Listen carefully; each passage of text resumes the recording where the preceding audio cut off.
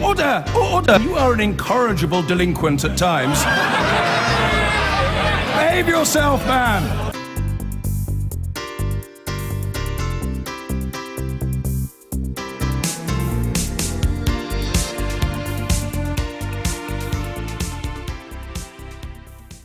Now, while we're on the subject of Brexit, the Liberal Democrats have voted in favour of holding a referendum on any eventual deal the government comes forward with on the withdrawal of the UK from the European Union. The party's leader, Tim Farron, told his conference that a further referendum was vital. But are all party supporters behind their leader on this one, or do they think the public has spoken? We sent Adam down to Brighton to test the mood amongst the Lib Dem faithful. Welcome to the first mood box of the LibDem Party Conference here in Brighton. Today we're going to ask about the EU referendum. Is it done? Or should we have another one?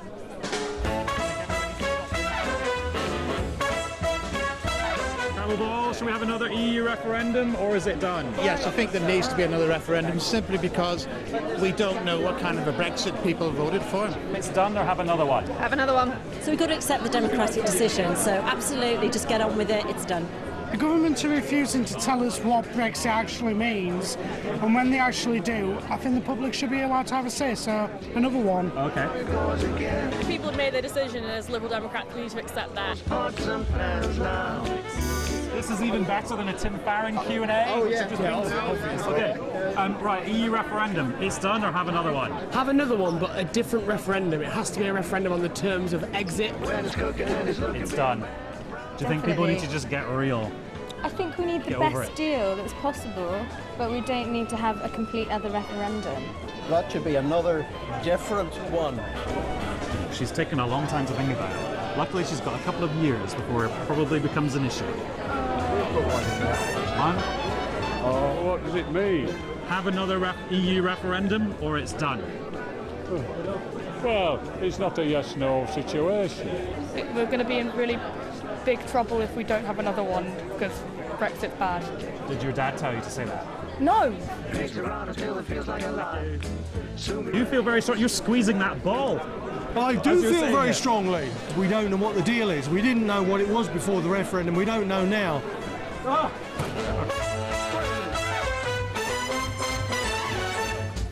Cockroaches are the only things that survive. Right, and so the Lib Dems are cockroaches. Because we would survive. Yeah. Oh, virtual reality comes to the LibDem Conference. I am actually putting it into that one, which says it's done, Yeah. because clearly the electorate has spoken. Yeah. Hello? Are you still there? No, the British people will decide whether we stay in the EU or not. But they already have. No, they've decided that they want the government to negotiate a Brexit deal. We'll see what the deal is. Do you know what my biggest fear doing this is? That Nick Clegg has stood there, like making a funny face at me or something. Come and do the Daily Politics polls. You're not an MP anymore. You can say whatever you want.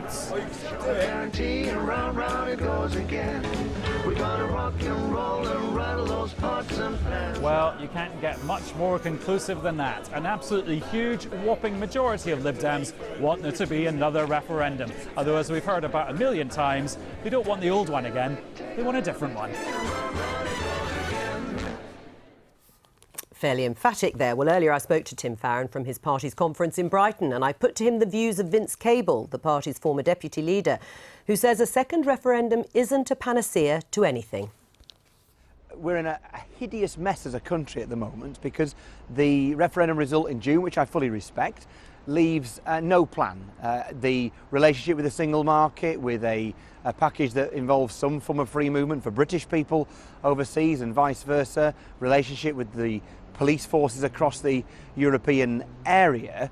All of this is uncertain, and we don't know what deal is going to be imposed on the British people, and imposed is the key word here. We began this process with democracy in June, and it looks like we're going to end up with a stitch-up with Theresa May, David Davis and Brussels bureaucrats between them in a enclosed space, coming up with a plan that nobody voted for. And the only way to finish this job properly is to give the people their say and let them take control. Right, but you say you respect the outcome of the first referendum, but listening to you there, it just sounds like you're looking for a way to kill the first referendum. You let the cat out of the bag to some extent yesterday when you said a further or a second referendum was the best option for staying in. But that's not what people voted for. Well, of course, I haven't changed my views and my principles. There are people who, blow with the wind when a vote goes against them. I utterly respect the result, and the many people, including many that I know personally, but you want to rerun it to leave. But I disagree with the outcome. But the point is that, I think it's not that, I should say. We're looking at something which is beyond the 23rd of June, and something that I think people of all persuasions, politically and in terms of the referendum just gone, can all agree on, that it would be utterly despicable for this Conservative government to impose on the British people a deal that nobody voted for. Let's assume you were a business person in London or here in Brighton or up in the Lakes in my neck of the woods who voted to leave because you didn't like the EU, but you wanted, and you assumed because you were told this would be so, you would be in the single market, and suddenly you end up with tariffs on your exports, tariffs on what you're having to import, and you're in a terrible situation. And those people deserve the right to vote on the deal. What does it mean for us? It's nobody's fault, other than the Conservative government, I should say, that there was utter lack of clarity over what would happen if we leave. Right. I don't blame the 52%, but I blame David Cameron and George Osborne and Theresa May for there being no clarity. But now we're in this situation, a deal is going to be stitched up, and that deal must not be just a matter for British politicians in Whitehall and civil servants, and indeed Brussels bureaucrats. It must be for the British people. Right, but you're saying a deal is going to be stitched up. There's no sign of it being stitched up. It was a case that people said they wanted to leave the European Union, and leave for many people. So that's the direction. But hang on, Tim, will mean leaving the single market too. I mean, you used to campaign for an in-out referendum. Now we've had it, you seem to want to reverse it, or at least to tell people what sort of new relationship they should have. That doesn't sound very liberal or democratic. Well, no, it's exactly liberal and democratic. What is undemocratic is the thought that this government can make assumptions as to what the 52% meant. But you're making assumptions. You're making assumptions about what they mean. No. I'm making the exact opposite. I am saying that the British people, 52% of them, voted to leave. I respect that. That's the clear bit. What's not clear, and it's not their fault that it's not clear, that we don't know what we're going to do next. And there is no plan. We don't know what the plan is. You don't know what the plan is. The British people don't know what the plan is. I'm really, really strongly suspecting that Theresa May doesn't know what the plan is. And given that 52% of people voted to leave, and the assumption that you've made that they all wanted to leave the single market, I'm convinced is utterly wrong. I didn't say all. I said some people might want to have left leave the single market. Oh yes. Oh yeah.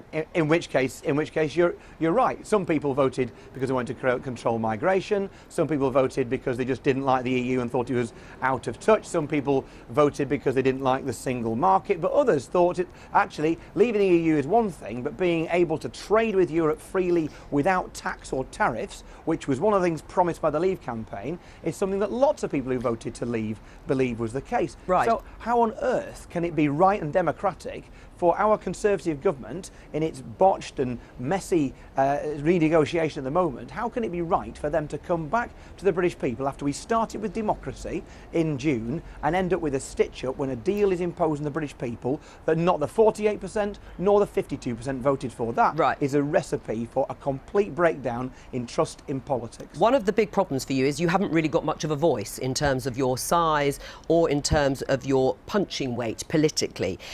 Nick Clegg, the former leader, thinks what would help would be a realignment of the centre-left in a pro-EU common cause. Do you share his view?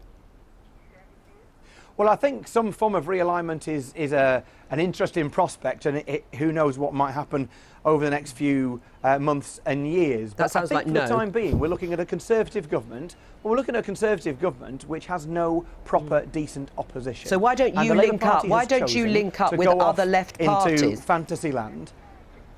So I think it's very clear that even if you are a Conservative supporter, you probably think that it is utterly terrible for Britain that there is no decent opposition. And given the Labour Party have chosen this kind of backwater, this infighting, to go away from the serious business of trying to win power, thinking that power is some kind of dirty word when it isn't, it's the way you change people's lives and make a difference, that means that only the Liberal Democrats across the whole of the United Kingdom stand up against the Conservatives. We will be that decent opposition. And when you talk about realignment, I believe there are Liberals in the Conservative Party appalled by what's going on over Brexit and the absolute disastrous lack of plan there is for our economy and for our country. But even more, there are Liberals in the Labour Party who believe that winning power is a key ingredient to making a difference to people's lives, saving the NHS, protecting our schools, making sure we have enough police on our streets.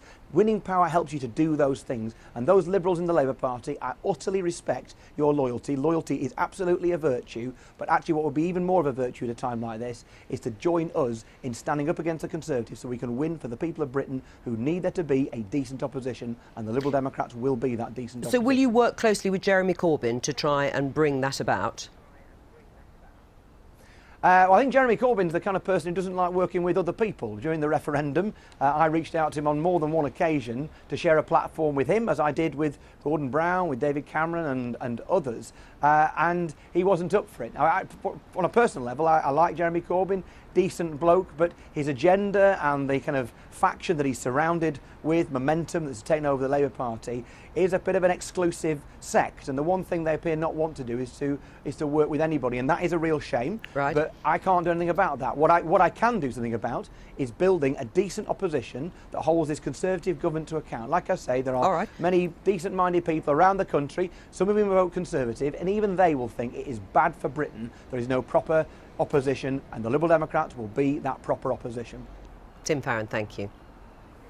So, Williams, 48% voted to remain, but has Tim Farron really got any sort of swell of public support for a second referendum on the Brexit deal? I think there's a lot of there's a huge amount of pomposity around this issue. You say the British people voted on something which was much too complicated to have a simple yes/no answer, and nobody has the mandate to deliver a deal which nobody actually put honestly on the table in the beginning. But it was a simple question. It was a simple question about an incredibly complex issue, and the simplicity of the question was completely deceitful because there was nothing simple about that. In or out of Europe, what does it even mean? Does it mean trade deals? Does it mean immigration? Does it mean we don't have any red tape? But do you think people really want a second referendum? Well, I think the people who won don't want one, and the people who lost do want one, and the truth of it But he's saying even the people, Tim Farron is saying even the people who voted to leave the EU would like a second referendum, some of them, I think, on the terms of the deal. Is that the truth? There are,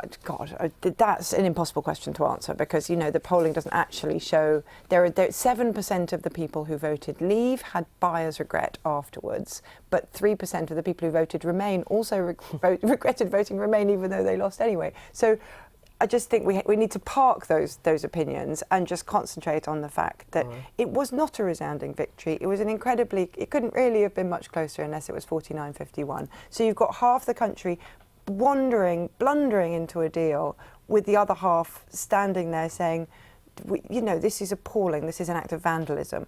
I do not think calling for a second referendum on the terms of the deal is unreasonable. All right. But, I don't think that we're going to get one either. I was going to say, you don't think it's going to happen? No. Right.